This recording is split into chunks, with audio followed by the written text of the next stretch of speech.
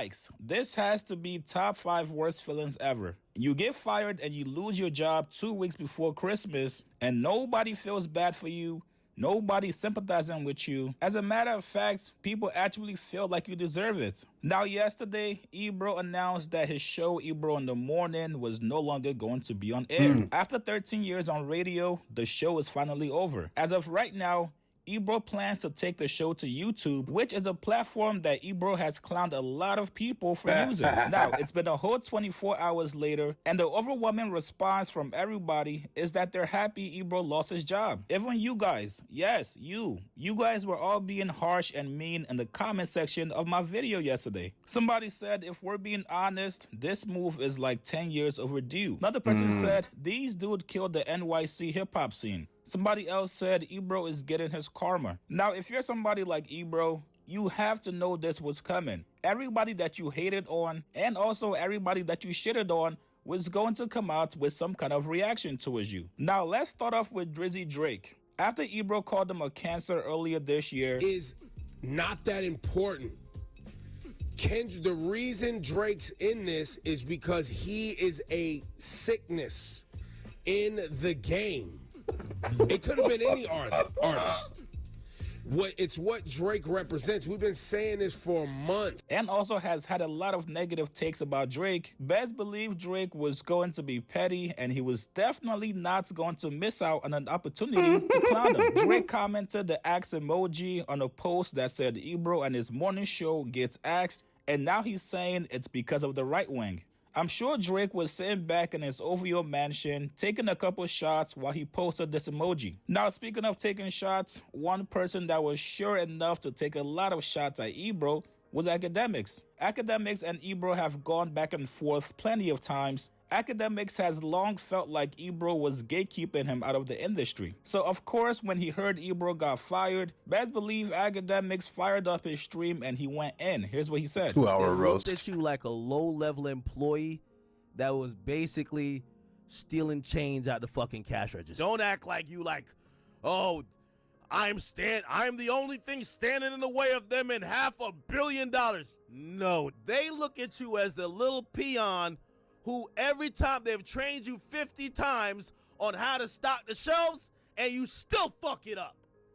You ain't no big boss. They made sure you was not gonna have a Merry Christmas. It's talking like, yo, like the owners was like, yo, all right, everybody have a seat. This is the board meeting. Everybody have a seat. We need to raise $1 billion this coming year, but we have one thing stopping us.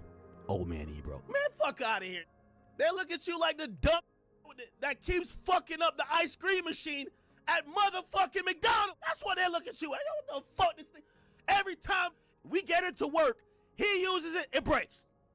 What is it wrong? Get him out of here. Get him out of here, man. Get him out of here. They seen y'all bum ass show that was hemorrhaging money over time. You overpaid, just ugly and untalented, but they seen y'all and be like, yo, this ain't y'all collecting the check. Y'all collecting the check like it's welfare, bro. Like, they just said enough. Now, even DJ Vlad came out and made sure he got his licks in on Ebro and his co-host getting fired. Peter Rosenberg and Ebro do not rock with each other. These guys have hated each other for a long time, so of course hearing that your op lost his job close to Christmas, DJ Vlad could not wait to express his opinion on it. Vlad went on to dig up one of his old tweets from April this year, where he said, for all the up-and-coming hip-hop media outlets, look at Peter Rosenberg for what not to do. Same dead-end, low-paying radio job for 20 years. Never got a promotion. In fact, he got demoted when Ebro took the main position on the Hot 97 morning show. Spent 18 years uploading to his YouTube channel to only have 50K followers. Most of the videos he drops gets less than 1K views. Hated on every new media person who came in the game. Formed no relationship with any of us. Will ultimately retire broke and bitter. This morning, DJ Vlad said Vlastradamus predicted Rosenberg getting fired from Hot 97 8 months ago. This is why it's important to have your own business, build relationships with people in your field, and not act like your little corporate job is going to last forever. That is a lot of hate. God dang, Vlad. Now he continues. Now that everyone's talking about Ebro on the morning show ending on Hot 97, let me explain the difference between radio and new media. Radio people were required to hate their competitors. Hot 97 and Power 105 fight over the same exact set of ears in the New York area, so management requires them not to work with their rivals. This is why bozos like Rosenberg always hated me, Akademiks, and every other new media person. He just kept doing what his boss told him he should do. New media is totally different. There are billions of potential viewers, so everyone can carve out a lane for themselves and do well without stepping on anybody else's toes. This is why you see Akademiks, Adam 22, Trap Law Ross, Whack 100, Danza Project, Sean Cotton of Say Cheese, Math Hoffer, 1090 Jake, myself, and others all get along, do each other's podcast, share business info, and ultimately succeed together. Personally, I like our way better. Now, Joe Budden, who's actually pretty close with Ebro, he also spoke out on Ebro getting fired as well. And we got to find out that Ebro actually knew this was going to happen months ago. According to Joe, Ebro knew that upper management was not happy with them, especially with some of their views. Here's what he said. All right, this pains me, but it's gotta happen, man, Again? Because you said Ebro did it, Rosenberg followed up and did it. I just think it's something else there, and I think this is designed to get everybody to It's an think odd it's one way. announcement while their ratings are up.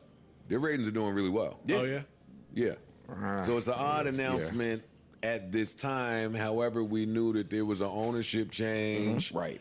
Ebro, even at my birthday dinner, was alluding to, hey, changes are coming. We know the game. We work here, but we just got to be prepared for when it happens. But in that instance, would they have removed all of the stuff mentioning the morning show from the website? Well, yeah, if they plan on coming back with something else, and even if they don't, if they plan on just playing music through it, we can't have. I know, but like interviews, all that shit, all that stuff is the IP of the station. Like, let's say you want to go look up an interview of the morning show with blah blah blah. You know what I'm saying? I think all that's still there on YouTube. Oh, all the content is there. YouTube. Yeah. That's Not on the website. Most of their stuff lives on YouTube anyway, in Gotcha. terms of like Okay. the interviews and the podcast part of it, not Gotcha. the live radio portion.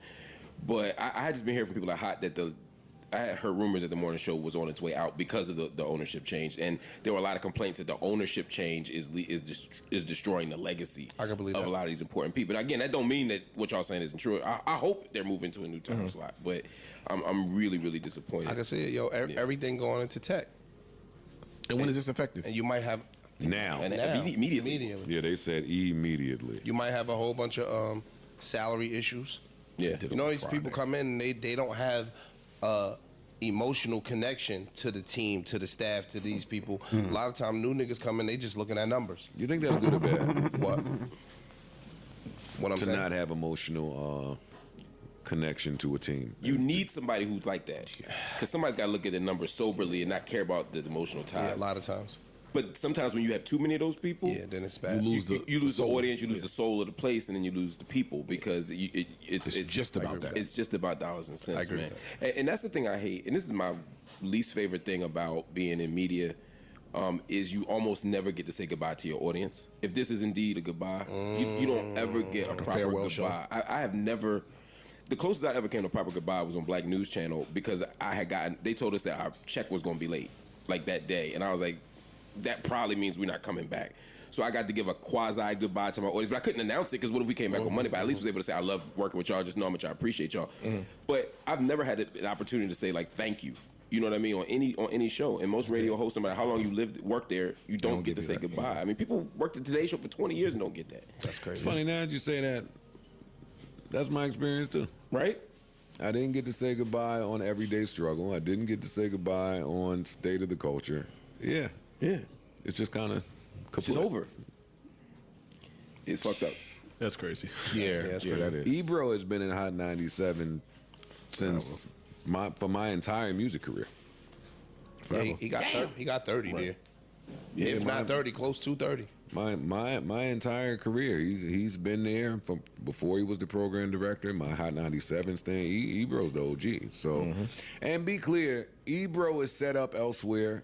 Oh yeah, for sure. He'll be fine. Peter Rosenberg is set up elsewhere. Laura, True I'm indeed. unsure about. I'm not close enough with her to be able to say, but most of them should be fine. Most of them should be fine, whether they have a show on Hot 97 or not. I'm interested to see the direction that Hot goes in the morning, because the morning show is a very important drive. And that's why I think it's something else here, yo. Like, again, it ain't just them three on that show in the morning. I listen to them. It's about 6 people. Yeah, it's about 6 people. It could just be a shakeup in that sense. Well, this show as it is. My man Shawnee works on that show. I ain't got nothing bad to say about Shawnee, man. Good people over there. Yeah, always. Good people over there and a good show. It is a sad day. But again, this ain't the last of it. Yeah, they're gonna be around. This ain't the last of it. So. Yeah. We're gonna be doing this for a while. He's gonna be on YouTube next. Ebro P, I love y'all, man. Let's see how this all plays out next year, you guys. I think this situation definitely humbled Ebro a little bit. You get to come down on your high horse just a little bit and realize that you're not as high and mighty as you might think. But with that being said, with this many people in music and media reacting to you, it definitely lets you know just how powerful your voice is. So next year, does Ebro double down on the fuckery and just become a full-on content creator? Or do we see Ebro try to right some of his wrongs and not be so much of a gatekeeper? You guys get in he's the still gonna comments be a below. What do you gatekeeper, guys bro. make of these Yeah. reactions from? He ain't finna change. He finna keep on doing what Ebro do best, and that's hating on the new upcoming artists. Being out of touch, not understanding. Missed the wave when Uzi came on the show. That's been like a freaking calling card for a lot of way he's been approaching his business.